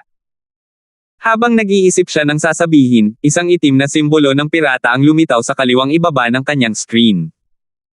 Ito ay isang kahilingan sa video call. Kumunat ang noo niya. Ano ang napakahalaga para kay Makida na personal na tumawag at abalahin ang kanyang pahinga? Hindi naniniwala si Justin na hindi alam ng sarili niyang mga nasasakupan kung paano isaalang-alang ang pagkakaiba ng oras. Thalia, may gagawin ako. I have to go. Hindi pa rin alam ni Justin kung ano ang sasabihin, kaya madali lang niyang tapusin ang tawag para tanggapin ang video call. Mag-isang nakaupo si Thalia sa silid, namutla ang kanyang mukha nang marinig niyang ibinaba ang tawag. Tinawag niya akong Thalia. Pangalan ko. Bulong ni Thalia sa sarili, pagkatapos ay ngumiti ng malungkot. Tumulo ang luha sa kanyang pisngi. Sa kabilang panig, walang oras si Justin para isipin si Thalia. Matapos tanggapin ang video call, nakita niya ang isang kalbong Makida na may komplikadong ekspresyon sa kanyang mukha. Kamahalan Pluto, masyado ka bang nenas pagkatapos mong hindi pumatay ng sino man sa loob ng 2 taon? Bakit mo ganap na winasak ang armada ng mga Amerikano? 738. Ang armada ng mga Amerikano. Nawasak. Si Justin ay nalilito na ngayon. Nakakunot ang noo niyang tinanong, Makida, anong katarantaduhan ito? Ano ang ginawa ko na kahit ako ay hindi alam? Nagulat si Makida sa kanyang tugon. Mapait siyang ngumiti at sinabing, kamahalan Pluto, matagal na tayong magkaibigan. Hindi na kailangang itago ang mga bagay na tulad nito sa isa't isa. Ang punong tanggapan ng American Navy ay may video pa tungkol sa iyo na nahuli sa akto. Kasing linaw ng araw kung sino ang figure sa video.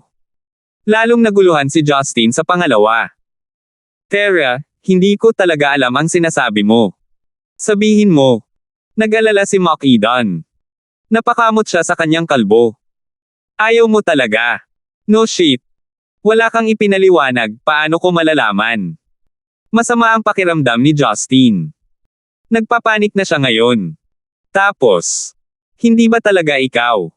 Hindi makapaniwalang tanong ni Makida. Lumunok si Makida, pagkatapos ay bumulong, ito ay kakaiba.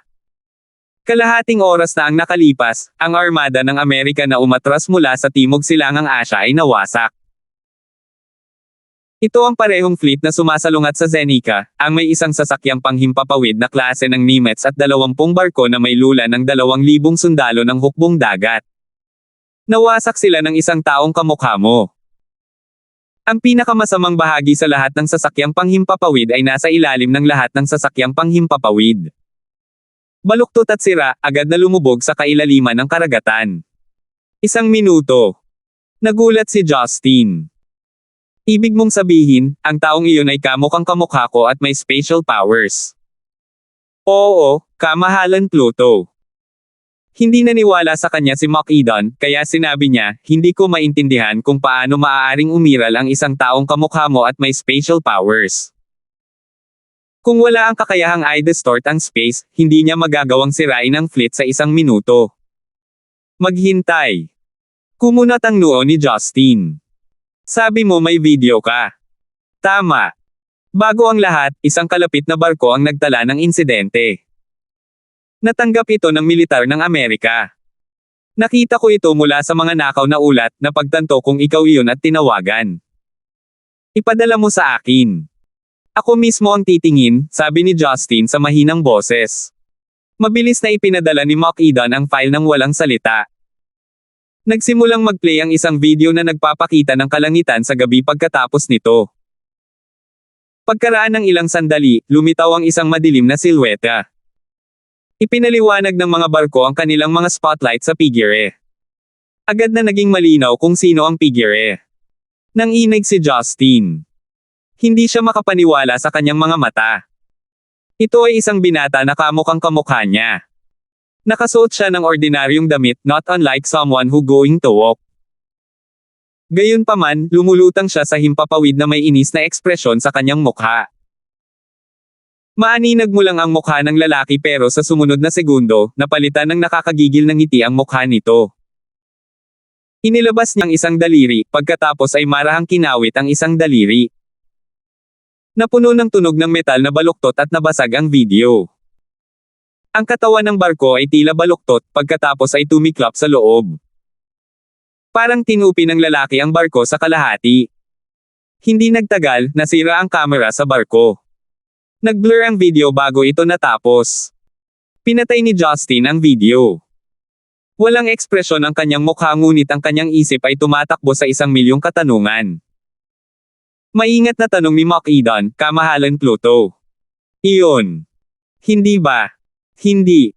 Pagkatapos. Iyon ay tiyak na pagmamanipula ng espasyo. Hindi na hinintay ni Justin ang tanong ni Macedon, pagkatapos ay idinagdag, ngunit tiyak na hindi ako ang lalaking iyon. Hindi ko maipaliwanag kung bakit kamukha niya ako. Nag-isip sandali si Macedon. Pwede bang clone ito? Hindi tama iyon. Kung clone iyon, paanong may magnanakaw ng DNA mo nang hindi mo nalalaman? Hindi makatuwiran na magagawa rin ng clone na manipulahin ang espasyo. Sinapo ni Justin ang kanyang noo.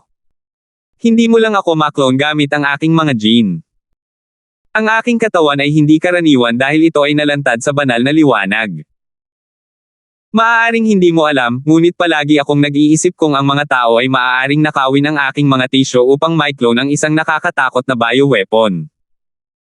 Gayunpaman, ipinakita ng pananaliksik na ang posibilidad nito ay napakababa. Iyon ay dahil kakailanganin nila ang aking dugo upang magkaroon ng pagkakataon. Ang dugo ay dapat na sariwa, at hindi ito maaaring makipag-ugnayan sa hangin. Iyon ay para lamang mapanatili ang ilang mabubuhay na sample ng cell. Gaano sa tingin mo ang posibilidad na makuha ng isang tao ang aking dugo nang hindi ko nalalaman? Natigilan si Macedon. Nag-isip siya sandali, saka umiling. Ito ay magiging napakahirap talaga. Ang pagdugo sa iyo ay imposible, lalo na't itago ito sa iyo. Hindi na ito mahalaga ngayon. Kung maklone nila ang aking katawan, maaaring wala ito sa aking spatial manipulation powers. At ang lalaking iyon ay halatang may sariling kamalayan, hindi lang siya isang bioweapon, sabi ni Justin, na nakakaramdam ng pananakit ng ulo. Namutla si Macedon, pagkatapos ay nag-aalalang sinabi, iyong Pluto Majesty, may kailangan tayong gawin. Ang taong ito ay may spatial manipulation powers ngunit hindi iginagalang ang Treaty of Gods. Siya mismo ang nagwasak ng isang buong fleet, at kamukhang kamukha mo siya. Kung hindi nila siya mahanap, ibig sabihin. Iyon ay nangangahulugan na ang lahat ng kanyang mga krimen ay itali sa akin. Hindi posible para sa akin na mangalap ng sapat na ebidensya upang ipagtanggol ang aking sarili. Ngumiti ng mapait si Justin. Magiging mahirap na sisihin. Ni hindi ko alam kung ano ang gusto ng lalaking ito, ni hindi ko alam kung saan ako magsisimulang maghanap. Pinunasan ni Macedon ang kanyang pawis. Kinailangan kong makipag-ugnayan sa iyo dahil nakikipag-ugnayan na ang hukbong dagat ng Amerika at ang Central Bureau of Investigation natin. Galit ang mga Amerikano dahil iniisip nilang pinuprotektahan mo ang gobyerno ng Zeneca. Nagawa na ng mga Amerikano ang hakbang na umatras mula sa Timog Silangang Asya sa loob ng 2 araw na ito, at ang kanilang fleet ay nagtayo ng isang emergency camp sa gitna ng karagatang Pasipiko. Ngayon, ang armada ay nawasak sa tingin ng mga sundalong Zenecan at nawalan sila ng 2,000. Pabor ng hukbo sa pamamagitan ng paggamit ng iyong spatial na kapangyarihan. Iwanan muna ang politika sa ngayon. Ngunit ang taong iyon, sinira niya ang kasunduan sa sikat ng araw sa pamamagitan ng paggamit ng kanyang spatial powers. Sa tingin ko ay malalaman na ito ng iba. Kung hindi ako gagawa ng pampublikong pahayag sa lalong madaling panahon, aatakihin ako. Tumawa siya ng mahina at bumaantong hininga. Napakalungkot na ginamit niya ang pinakakaraniwang mga trick. Kung gumamit siya ng diskarte na medyo kakaiba, malamang na hindi ako masisisi. Makikilala ba ng militar ng Amerika ang ibang mga Diyos? Hihilingin ba nila sa ibang mga Diyos na salakayin ka? Tanong ni Macedon, nagtataka. Natawa si Justin, hindi na nila kailangang magtanong. Ang babaeng si Christine ay nasa US pa, at ang iba ay tiyak na magkakaroon ng sarili nilang network. Hindi mahirap sabihin na ang mga lihim na organisasyon sa bawat bansa ay may kanya-kanyang mga especially iyan na nagre-report sa kanila. Malalaman din nila sooner or later. Naiintindihan ni Macedon. Ito ay totoo. Sino mang Diyos na may alam sa sarili, anuman ang kanilang pagkakakilanlan sa araw, aktibong nakakakuha sila ng mga update mula sa mga internasyonal na lihim na organisasyon kung papayag sila. Ito ay tulad ng kung paano siya at Sauron ni Justin para sa mahahalagang update tulad nito. Ang ibang mga Diyos ay tiyak na magkakaroon ng kanilang nakatagong network. Nag-isip sandali si Justin. Sige, pikalmayin mo ang mga tao. Ito ay isang bagay na personal kong haharapin. Kailangan kong pumunta sa lugar upang suriin ang pagkawasak. Marahil ay may mga pahiwatig. Oo, naiintindihan ko. Ibibigay ko agad sa iyo ang mga coordinate. Nagpadala ng coordinate si Macedon at tinapos ang tawag. Sinulyapan ni Justin ang mga numero, pagkatapos ay isinara ang kanyang laptop. Nagbago siya, pagkatapos ay nagpa siya na mag-teleport sa karagatang Pasipiko. Pero, nag-vibrate ang phone niya. Ngumiti na naman siya ng mapait. Ito ay si Duncan mula sa Central City. Siya ay dapat na tumawag upang magtanong sa ngalan ng Liklan. Wala akong pakialam kung maniwala ka, ngunit hindi ako iyon, sabi kaagad ni Justin pagkatapos niyang kunin. Saglit na natigilan si Duncan, pagkatapos ay ngumisi. Bueno, gumagawa ka sa mahiwagang paraan, Justin. Naniniwala rin ako na hindi ikaw iyon. Kahit na iyon, hindi ka magiging pabaya para ibunyag ang iyong pagkakakilanlan ng ganoon kadali. Gayunpaman, ang matandang lalaki sa aking angkan ay galit na galit. Humihingi ng paliwanag ang gobyerno ng Amerika. Ang bagay na ito ay nasa ilalim ng kontrol sa ngayon. Ngunit ang gobyerno at militar ng Zenica ay parang mga langgam sa mainit na kawali dahil walang makakatalo sa militar ng Amerika. Hindi kailanman personal na makikialam si Hongming sa mga mortal na digmaan, at sinasabi ko ito sa iyo bilang isang kaibigan.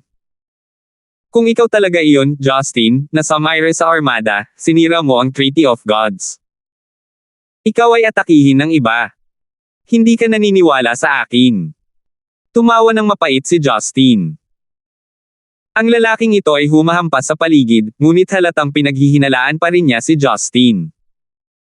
Agad namang depensa ni Duncan sa sarili, hindi. Mukha ba akong ganyang klase ng tao, Duncan? No betrayal, ang laging motto ko. Siyempre, I do Justin.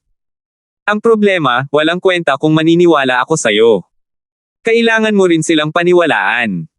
Kung magpapatuloy ito, magkakaroon ng hindi pagkakaunawaan at baka si Hongming pa ang magbubunyag para atakihin ka. Kahit na parang malapit ka sa kanila, mga linya upang makagambala sa mortal na mundo. Ang mga Amerikano ay nawalan ng 2,000 buhay para sa wala. Hindi mo na kailangan pang sabihin. Pupunta ako ngayon sa site para tignan ang sarili ko, siguradong may hahanapin tayo. Pag-isipan mo. Ano ang mabuting maidudulot sa akin ng paggawa ng ganito? Maaari itong magpalaki ng mga salungatan sa pagitan ng Zenica at Amerika, pagkatapos ay mag-trigger ng susunod na digmaang pandaigdig. Kung gayon, magiging masaya ba ako pagkatapos nito? Hey, mag-ingat ka. Sa totoo lang, kahit gaano kagalit ang sinuman, wala pa rin silang magagawa tungkol sa iyo. Ang tanging problema na kinakaharap natin ngayon ay ang digmaang pinansyal na maaaring isagawa ng mga Amerikano laban sa atin at sa ating ekonomiya. Kaya't dapat nating putulin ang lahat ng relasyon sa iyo. Huwag mo kaming sisihin, gusto ko talagang tumulong ngunit ako ay isang maliit na ministro lamang. Ang gumagawa ng mga desisyon ay si Duncan pa rin, sabi ni Duncan. Sapat na ang galit ni Justin para sisihin sa isang bagay na hindi niya ginawa, at ang lalaking ito ay malapit nang putulin ang relasyon sa kanya. Ang pinakamasama ay, hindi niya gusto ang Tolly, sa sinuman sa unang lugar. Bakit gusto pa niyang pasanin nila ang sarili niya? Haharapin ko pa rin ito ng mag-isa. Huwag kang mag-alala, ano man ang mangyari, hindi ko gagawing sisihin kayong lahat. At muli, kung may mangyari, mayroon ka pa ring Hongmeng. Ang mga mamamatay sa digmaan ay ang mga karaniwang tao, ikaw Lee ay hindi kailangang mag-alala tungkol sa iyong mga supling, binaba ni Justin ang tawag. Si Duncan ay sumigaw ng ilang haze pero sa huli, mabibitin lang siya sa gilid niya, frustrated. Sa sandaling ito, si Martian, na nakikinig sa tawag sa telepono ng kanyang apo sa pag-aaral ay tumalikod upang magtanong, ano ang ibig niyang sabihin. Ano pa ba? Sabi niya wala tayong dapat ipag-alala at haharapin niya iyon. Kinagat ni Duncan ang kanyang mga labi. Ang mga hakbang na ito ay masyadong sukdulan sa aking opinyon. Dapat tayong maging mas mabait. Kung hinihiling mo sa akin na gawin ito ay magiging napakahirap para sa akin na harapin muli si Justin. Lumakad si Martian upang sulyapan ang maulap na kalangitan sa gabi, mamaantong hininga. Nakita mo na ang video. Ang lalaki ay si Justin nang walang pag-aalinlangan. Pagkatapos, si General Collins, isang iginagalang na tao, ay hindi direktang sumang-ayon sa amin. Nangangahulugan iyon na kahit bilang biyena ni Justin ay hindi niya matiyak na hindi iyon si Justin. Gaano man kapakinabang si Justin sa atin sa hinaharap, siya ay isang problema ngayon. Ang mga kalaban na maaakit niya ay wala na tayong magagawa kundi tayo ay madaling talunin. Malinaw. Ito ay napaka-sketchy. Kung talagang gustong umatake ni Justin, matagal na niyang nawasak ang mga ito noong pumunta siya para bihagin si Roland. Bakit gusto niyang umatake lang kapag umatras na sila mula sa Southeast Asia? Bigong sabi ni Duncan. Napabuntong hininga si Martian. Hindi malalaman ng mga taong katulad natin. Tanging si Justin lang mismo ang makakaharap ng ganyang kaaway. 739. Sa itaas ng malawak na karagatan, ang kalangitan sa gabi ay nakakalat na may kasaganaan ng mga bituin. Mamasa-masa ang hangin sa ambon mula sa dagat. Sa ilalim ng kalangitan sa gabi, ang mga alon ay tumaas at bumagsak laban sa isa't isa sa perpektong pagkakatugma. Mula sa nakakasilaw na liwanag na lumitaw ng wala saan, dumating ang isang binata na nakasuot ng puting short-sleeved shirt at maluwag na pares ng brown na cargo pants. Ang temperatura sa itaas ng dagat sa gabi ay madaling nasa sub-zero na teritoryo, ngunit ang kabataan ay tila hindi nabigla habang siya ay casual na lumipad sa itaas nito. Ang taong ito ay natural na ang isa na, pagkatapos ng ilang tuloy-tuloy na teleportasyon, sa kalaunan ay nakarating sa kanyang target na destinasyon sa Pacific. Siya ay walang iba kundi si Justin. Sa wakas ay natukoy ni Justin ang mga coordinate na ibinigay ng Macedon, ngunit hindi siya nagmadali upang siyasatin ang eksena. Sa halip, maingat niyang pinagmamasdan ang kalangitan sa itaas niya habang unti-unti siyang nag-zone out. Sa kabila ng kamakailang pagmamaniobra ng kanyang mga paglilinang, wala pang anumang epekto sa kanyang mga aksyon. Ngunit kahit papaano ay naramdaman ni Justin ang isang nakakatakot na pakiramdam na tila may hindi kanais-nais na mangyayari. Ito ay ang mga insecurities na dumating kasama ng kanyang maalamat na paglilinang. Katulad ng kanyang nakaraang paglalakbay mula sa Central City pabalik sa Stonegate, maaari sana siyang mag-teleport sa isang iglap, ngunit sa halip ay sumama siya sa ligtas na taya para lumipad. Sa kanyang nakaraang ekskursyon sa Pilipinas gayunpaman, bahagya siyang naapektuhan ng pakiramdam ng kawalan ng kapanatagan. Ngunit ang kanyang paglalakbay sa buong mundo sa pagkakataong ito ay nag-iwan sa kanya sa isang kakaibang kalagayan. Saglit na nag-alinlangan si Justin bago siya nagpasya na bisitahin si Sony ang pagkatapos mahawakan ang sitwasyon. Ito ba ay isang side effect na makakamit ng sinuman sa loob ng parehong antas? Kung hindi, baka nagkamali ako sa buong paglalakbay ko. Naisip niya. Pagkatapos ng lahat, naabot ni Justin ang kanyang kasalukuyang yugto ng paglilinang sa kawalan ng mentorship. Ipinilig niya ang kanyang ulo sa kawalan ng katiyakan habang siya ay bumaantong hininga, sa kalaunan ay nagpa siya na iwaksi ito sa ngayon habang ibinalik niya ang kanyang tingin sa antas ng dagat, naghahanap ng mga pahiwatig na maaaring magligtas lamang sa kanya mula sa isang mundo ng kaguluhan. Kahit na sa dilim ng gabi, si Justin ay nagkaroon ng isang pangitain na hindi naiiba sa araw. Sa kahabaan ng karagatang ito ay may 10-10 milyang pangkaragatang natatakpan ng lumubog na artilleria at makinarya ng Amerika, na karamihan ay nasa ilalim ng dagat. Sa ganitong uri ng pagkasira, ligtas na ipagpalagay na walang nakaligtas sa pagsubok na ito. Ang pagsabog lamang ng destroyer lamang ang magti-trigger sa nuclear core nito, kasama ang ilang nuclear warheads na nakasakay. Ang chain reaction ng nag-iisang kaganapang iyon ay sapat na upang maalis ang buong fleet. Ang pagkawasak sa sukat na ito ay isinagawa sa loob lamang ng 1 minuto, muli na pinatunayan ang mapangwasak na mga kahihinatnan ng hindi selyadong mga spatial na kapangyarihan, kasama ang patuloy na paalala ng pangangailangan ng pagtatago sa sarili ng mga Diyos. Nagdeduce si Justin ng ilang bagay bago lumipat sa kanyang susunod na lokasyon, ang posisyon ng mga frigates ng destroyer. Sa huli ay napagpasyahan niya na ito ay eksakto sa American base ng Pearl Harbor, at ang dahilan kung bakit pinili ng kanyang impostor ang lugar na ito sa gitna ng karagatan ay walang iba kundi ang tatakpan siya bilang scapegoat ng insidenteng ito. Kung hindi, kung tambangan muli ang Pearl Harbor, tiyak na maluwag muli ang lahat ng impyerno. Pagkatapos ng lahat, ito ay isang frontline na base militar na tinayo ng Amerika gamit ang mga pinaka-advanced na teknolohiya na kanilang kayang bayaran. Kung may sisira dito, ligtas na isipin na gagantay sila. Gayunpaman, ang pangunahing ideya ng pananambang na ito ay halos walang mga komersyal na barko sa paligid ng rutang ito sa dagat. Ito ang perpektong lugar para sa isang destroyer blockade sa mga tubig na ito, na ginawang malinaw kay Justin na ang impostor ay malinaw na pinupuntirya siya. Inilabas ni Justin ang kanyang espiritual na kamalayan sa buong karagatan, umaasang makukuha ang kaunting mga pahiwatig. Pagkatapos ng lahat, ang bawat banal na pagmamanipula ng espasyo ay isinagawa sa ilalim ng parehong formula, kahit na may iba't ibang mga detalye. Ito ay isang konsepto na katulad ng isang ID card. Sa kasamaang palad, pagkatapos maghanap ng halos 1 oras, walang nakitang palatandaan ng banal na kapangyarihan. Ang tanging pagpipilian ko ba ay ang bumisita at ipaliwanag ang aking alibay. Na nagpapalamig lang ako pauwi. Ngunit gaano kalamang natatanggapin nila ang gayong kalahating dahilan. Nang si Justin ay natigil sa isang dilema, out of the blue, isang pamilyar na aura ang lumapit mula sa silangan. Lumitaw ang isang blonde na babae na nakasuot ng napakagandang black lace na damit. Ang kanyang mga hubad na paa ay kasing puti ng nyebe, nakalantad sa hangin. Ang kanyang tindig ay kaakit-akit ngunit eleganteng habang naglalakad sa isang siwang sa kalangitan sa gabi. Nang makilala niya si Justin, nagtanong siya, "Hindi ba ikaw iyon?" Ang sorpresang bisita ay si Christine na sumugod sa pinyarihan. Ang kanyang kasuotan ay magmumungkahi na siya ay nanggaling sa isang uri ng gala, para lamang iwanan ito sa kalagitnaan kasama ang kanyang nawawalang takong. Naantig si Justin sa kanyang pagsisikap.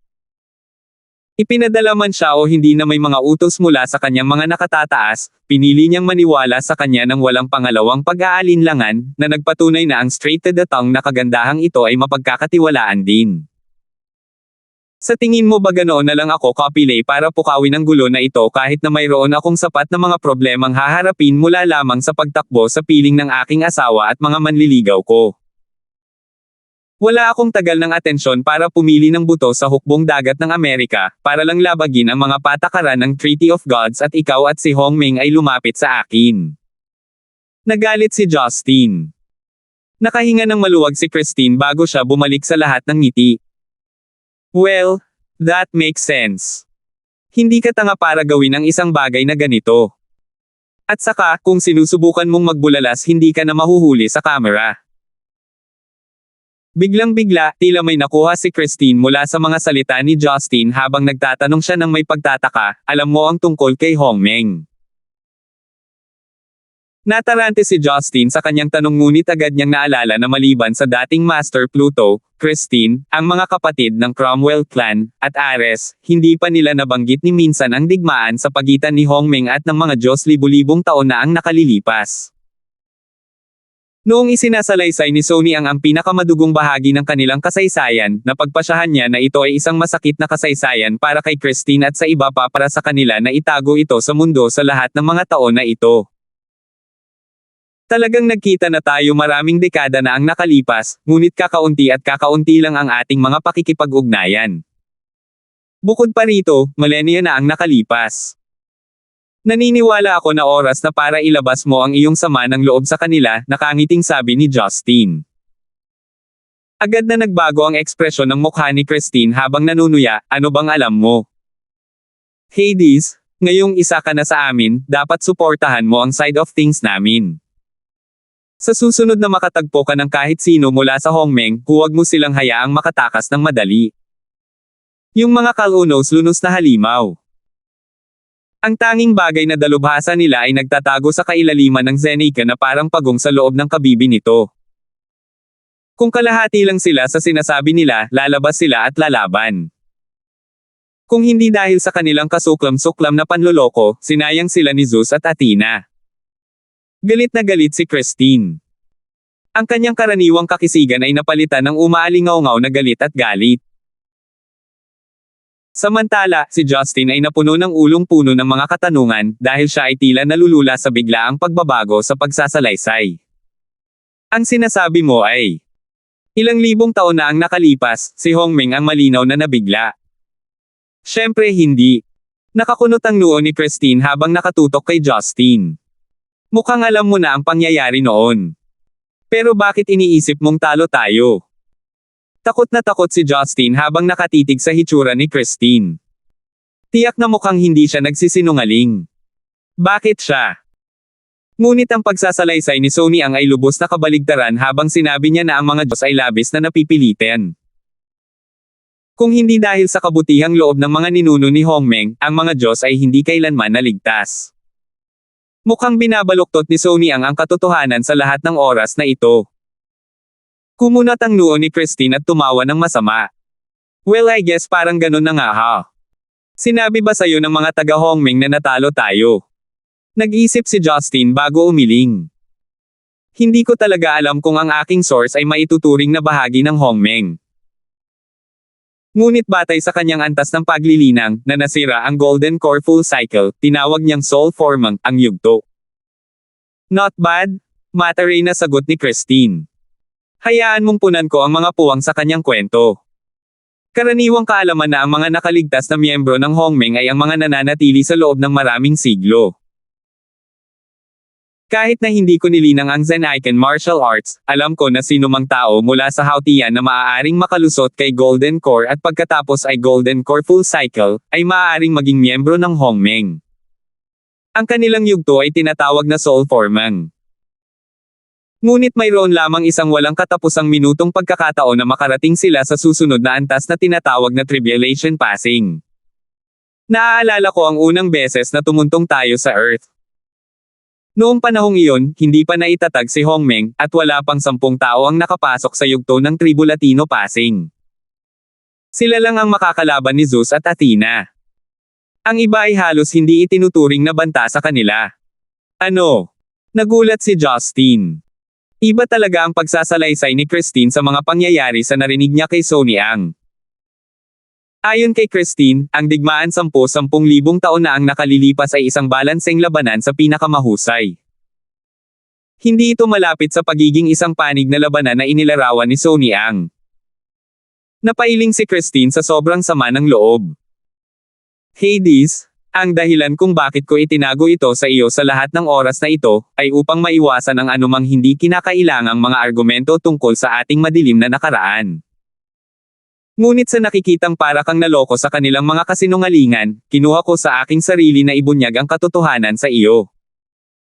740 po. Bamantong hininga si Justin at umiling. Naiintindihan ko na ngayon. Ang kasaysayan ay propaganda lamang para sa magkabilang panig. Ang magkabilang panig ay nagsasalaysay lamang kung ano ang pakinabang sa kanila. Marahil ang taong iyon ay hindi nagsisinungaling. Maaaring sinabi sa kanya ang kwento sa ganoong paraan. Marahil ang bersyon na iyon ng kwento ay ipinasa sa mga henerasyon sa loob ng Hongmeng. Ang kanilang sariling tagumpay sa kasaysayan. Well, tama ka sa kahulugan na iyon. Lahat ng sinabi sa iyo ay isang grupo ng katarantaduhan. Hindi ito binili ni Christine. Siguro, among the pioneering generation of Zenica, there really was a presence far exceeding our imagination. Gayunpaman, noong una tayong dumating dito sa Earth 10,000 taon na ang nakalilipas, ang espiritual na enerhiya sa Earth ay nasa mga trenches na nito. Ang mga Hongmeng cultivator noong panahong iyon ay halos hindi malapit sa kanilang mga ninuno. Sa pinakamainam, maaari lamang nilang maabot ang tribulation passing. Maaaring may 10,000 sila, ngunit ganoon din ang kaso sa atin. Bakit tayo matatakot sa kanila? Bukod dito, tayong 12 pangunahing Diyos ay maaaring muling magkatawang tao hanggat umiiral ang sansinukob. Para sa mga Zen-icon cultivator, kapag sila ay namatay, sila ay wala na. Sa napakaraming bagay na ginagawa silang hindi gaanong mahalaga sa atin, bakit tayo matatakot pa rin sa kanila? Napakunot ang noo ni Justin habang nagdududa sa kanyang isipan. Teka, pero hindi tama iyon. Noong huling beses na nakasama ko si Ares, sinira ko talaga ang kanyang nagyelo na espasyo kasama ang True Chi. Tila maliwanag na ang martial arts ng Zen-icon ay talagang mapanatili ang mga batas ng kalawakan. Paano mo naramdaman na pabor pa rin sa iyo ang mga posibilidad? Higit pa rito, ngayong nalagpasan ko na ang Golden Core Full Cycle, nararamdaman ko na ang True Chi ko ay malayong bumuti kumpara sa naramdaman ko noon. Hindi ko pinag-uusapan ang multiple ng isa o dalawa, ang pinag-uusapan ko ay ang mga batas ng kalawakan na hindi na nagiging banta sa akin. Sinasabi mo na may mga miyembro ng Hongmeng sa kanilang orihinal na kahulugan, kung ang kanilang orihinal na pas ay may kabuluhan lamang. Ang mga paglilinang ay higit pa sa akin. Ganyan ba talaga kalakas si Zeus at Athena kaysa sa kanila? Pinaghihinalaang pinandilatan ni Christine si Justin. Hades, kanino mo ba talaga nakuha ang mga basurang ito? Anong ibig mong sabihin? Bahagyang nabahala si Justin mula sa titig ng babaeng iyon. Ngumuso si Christine at ipinikit ang mga mata. Talagang minamaliit mo ang iyong sarili, Hades. Isang tanong lang ang itatanong ko sa iyo. Ang cultivation kung saan ka nagsasanay, ilan ang buhay na kayang gawin iyon? Si Justin ay nag-isip ng malalim, na inalala ang sinabi noon ni Abbas Yun Miao. Bueno, sinabi sa akin na. Ang martial arts na aking nililinang ay tinatawag na Endless Resolve Restoration Scripture na nagmula sa Shushan.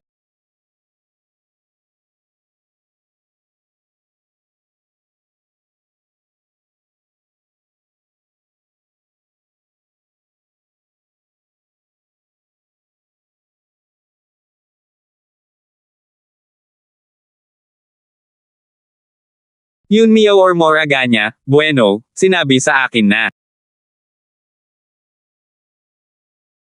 Morgana, bueno, sinabi sa akin na. Ang martial arts na aking nililinang ay tinatawag na Endless Resolve Restoration Scripture na nagmula sa Shushan. Mula nang magkaroon nito, kakaunti lamang ang mga tao na naigal-inang nito dahil sa mataas na mga kinakailangan sa kalidad ng pangangatawan at pangunawa.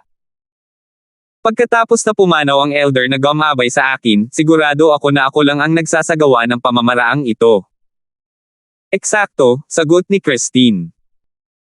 Ipinapalagay mo na ang bawat anyo ng martial arts sa Zenica ay may parehong antas ng kapangyarihan. Kahit na sa parehong yugto ng pagbubuo ng kaluluwa, mayroong makapangyarihan at mababang uri ng martial arts. Ang pamamaraan na iyong ginagawa ay higit na nakahihigit sa halos lahat ng iba pang mga anyo. Nangangahulugan din ito na ang iyong panimulang linya ay nalampasan na ang karamihan sa mga nagsasaka sa yugto ng pagbubuo ng kaluluwa. Naisip mo ba na ganoon kadaling gawin iyon sa iyong antas? Ito. Kaya kung ano ang sinusubukan mong sabihin ay na. Kahit na tayong lahat ay nasa parehong yugto, maging ito man ay soul forming o tribulation passing, ang ating mga kakayahan ay maaaring magkaiba ng malaki. Agad na naliwanagan si Justin sa kanyang paliwanag. Paano ko na-miss iyon? Ito ay may katuturan. Kahit na mayroong hindi mabilang na mga yugto sa larangan ng mga magsasaka, ang pagiging nasa parehong yugto ay hindi nangangahulugang magkatulad ang ating mga antas ng kapangyarihan, hindi ba? Ang sining ng labanan ay hindi lamang nakadepende sa antas ng paglilinang ng isang tao. Mayroong iba pang mga kadahilanan tulad ng kasanayan, katumpakan at diskarte. Pagkatapos ng isang matalas na paalala ni Christine, pinangunahan ni Justin ang kanyang sarili sa isang tuluyang pagtuklas, na palagi niyang nakikita ang mga yugto ng paglilinang at kakayahan sa pakikipaglaban bilang isa at pareho. Ngunit hindi kasalanan ni Justin ang kanyang hindi pagkakaunawaan. Pagkatapos ng lahat, habang sina Iker Slade at Sonny Ang ay parehong nasa yugto ng soul forming, sabay-sabay silang nagtataglay ng mahusay na antas ng kapangyarihan. Direktang nauugnay iyon sa itinalagang posisyon ni Iker bilang isang Hongmeng messenger, gayon din sa tungkulin ni Sonny Ang bilang pribadong proteksyon para kay Gavin. Ngunit ito ay eksakto dahil doon, si Justin ay palaging iniisip na ang lahat ng mga magsasaka sa yugto ng soul forming ay pantay. Napagtanto niya na si Sonny Ang mismo ang hindi pa nakikita ang mas malaking larawan. Casual na nagpatuloy si Christine, Hades, hayaan mong sabihin ko ito sa iyo. 10,000 taon na ang nakalilipas, 80% ng mga nagsasaka sa yugto ng soul forming ay mayroon lamang ngunit katamtamang antas ng kapangyarihan. Ang kanilang tunay na yuan ay maaari lamang ilarawan na higit pa o mas kaunti sa kapangyarihan ng kalawakan ng ating mga banal na mamamayan. Maraming pagkakataon na gagamitin nila ang katotohanan sa halos lahat ng antas ng kalikasan, ngunit sa halos lahat ng antas ay gagamit sila ng katotohanan laban sa atin, ngunit sa halos 100 antas ay maaaring makipaglaban lamang sa atin, ngunit sa katunayan, ang kanilang tunay na yuan. Nang banta sa 12 sa aming mga pangunahing Diyos. Pero seryoso, hindi ako makapaniwala na tanga ka para maniwala na tayo ang natatalo. Kung ganoon nga ang kaso, bakit ang mga ninuno ng Zen-Iken ay gagawa ng linya sa loob ng mga hangganan ng Zenica at isusuko ang natitirang bahagi ng planeta sa atin? Ito ay malinaw na dahil alam nila na ang isang matagal na digmaan ay hindi makikinabang sa magkabilang panig, na nagtulak sa kanila na kilalanin ang lahat ng ito, hindi ito makatuwiran. Tumango si Justin. Ito ay hindi maikikaila na ang kanyang dating kaalaman sa pangyayaring ito ay halos hindi lohikal. Noong ipinaliwanag ni Sonny ang kwento, talagang hindi niya nadala ang sarili upang bigyang kahulugan ang pagsasalaysay. Sa kadahilanang ang mga pangunahing Diyos ay hindi kailanman muling nagkatawang tao bilang isang mamamayang Zen-Iken, walang alinlangan na umiwas sa isang reinkarnasyon sa kanilang mga sinumpaang kaaway. Higit pa rito, ang mga supling mula sa mortal na laman kasama ng mga tao ay hindi kailanman natagpuan sa loob ng bakuran ng Zeneca. Ang isang perpektong halimbawa ay si Judy mula sa Blue Storm, ang isa na pinatay sa kamay ni Justin. Sa katunayan siya ay isang inapo ni Christine mula sa isa sa kanyang maraming reinkarnasyon. Dahil malalim na ang iniisip niya tungkol sa buong senaryo, agad siyang nahuli sa isang nakakalito na pangyayari, habang frustrated niyang tanong, kung ganoon nga, bakit nakita ni Ares na kakaiba at dayuhan ang aking martial arts noong nakikipag-sparring ako sa kanya? Hindi ba't millennia na ang nakalipas? Ginawa niya. Tapos anong sinabi mo sa kanya? Sabi ko. Isa itong anyo ng Zen-Iken martial arts. Si Justin, nang matapos ang kanyang pangungusap, ay agad na nakatuklas ng isang bagay habang siya ay humalaklak sa pagtawa. Nakita ko na ngayon. Ang mga cultivator na naka-interact ninyong lahat ay nasa pinakamababa sa yugto ng soul forming. Lahat sila ay gumagamit ng True Yuan, habang sa pakikipag-away ko kay Ares, ang maaari kong linangin ay True Chi na kakaiba ang pakiramdam at tunog. Napatulala, tinitigan ni Christine si Justin na para bang ibang tao siya. Hades, ang ibig mo bang sabihin ay, ang teknik na ginagawa mo, bago pa man ito umabot sa status ng True Yuan, ay nagawang makalusot sa nagyelo na espasyo ni Ares. Ano sa tingin mo? Medyo maganda di ba? Napakagat si Christine sa kanyang labi habang may bahid ng paninibugho. Well, it's pretty decent to say the least, even amongst the legendary tribulation passing cultivators. Masasabi kong halos walang sino man ang nagtataglay ng estilo ng pakikipaglaban na kasing lakas ng sa iyo. Talagang pinatutunayan nito na ang iyong panimulang punto ay mas mataas kaysa sa iba. Habang pinupuri niya siya, isang kislap ng pagkabalisa ang bumalandra sa kanyang mukha habang tinatapakan niya ang kanyang paa sa hangin. Hindi. Hades, may kaunting pag-aalinlangan na sa huli ay aabot ka sa tribulation passing stage, at sa oras na iyon ay maaari kang magsimulang magdulot ng pinsala kina Zeus at Athena. Hindi ka pinapayagang bumaling sa amin, naririnig mo ako. Hinihiling ko sa iyo na manatiling neutral at least. Nalito si Justin. Bakit mo pinalalaki sina Zeus at Athena, nakakatakot ba talaga sila? Bumantong hininga si Christine habang matapang na nagpapaliwanag, ang masasabi ko lang sa iyo, sa gitna ng 12 pangunahing Diyos, si Ares ay maaaring magkaroon ng pagnanasa sa dugo at digmaan, ngunit sa pagtatapos ng araw, hindi maikikaila na siya ang pinakamahina sa atin. Siya ay kasama lamang sa atin sa pamamagitan ng balat ng kanyang mga ngipin. Umaasa siyang itago ito sa pamamagitan ng pakikipaglaban sa mga tao sa susunod na paraan, at sa tingin niya ay hindi siya makakalaban sa mga tao. Ako, malapit ang power level ko kay Ares. Sa huling pagkakataon na sinabi ko sa iyo na mayroon kang kahangahangang pag-unawa tungkol sa mga batas ng kalawakan, malinaw na tinatawag kong bluff dahil hindi ko naisip na ito ay isang magandang ideya na sirain ang iyong kumpiyansa. Hindi ko nais na mawalan ka ng pananampalataya. Ngunit ang totoo, ang agwat sa pagitan nating lahat ay talagang magkahiwalay ng mga liga. Kung tungkol sa natitirang mga Diyos, ang dalawang nakilala mo, sina Apollo at Diana, ay nauuna rin sa atin. Hindi nila naramdaman na kailangan itong ipakita sa iyong presensya. Walang binanggit ang karunungan ng naunang Hades, kasama si Poseidon at ilang iba pa. Para naman kina Zeus at Athena, tulad ng binanggit ko hanggang ngayon, kung hindi dahil sa kasuklam-suklam na pukana ni Hongmeng, isang head-to-head na labanan sa huli ay matatalo sila, at ang Zenica ay walang alinlangan na nasa ating mga kamay. Lumubog ang puso ni Justin. Naunawaan niya na ang gabing ito ay isang mahalagang paglalahad na pabor sa kanya, ngunit walang alinlangan na tumama ito sa kanyang kumpiyansa. Nagsimula siyang tumawa ng mahina. Hindi ko akalain na ang ating spatial powers ay may halos parehong potensyal na pagsulong gaya ng Zen-Aiken martial arts.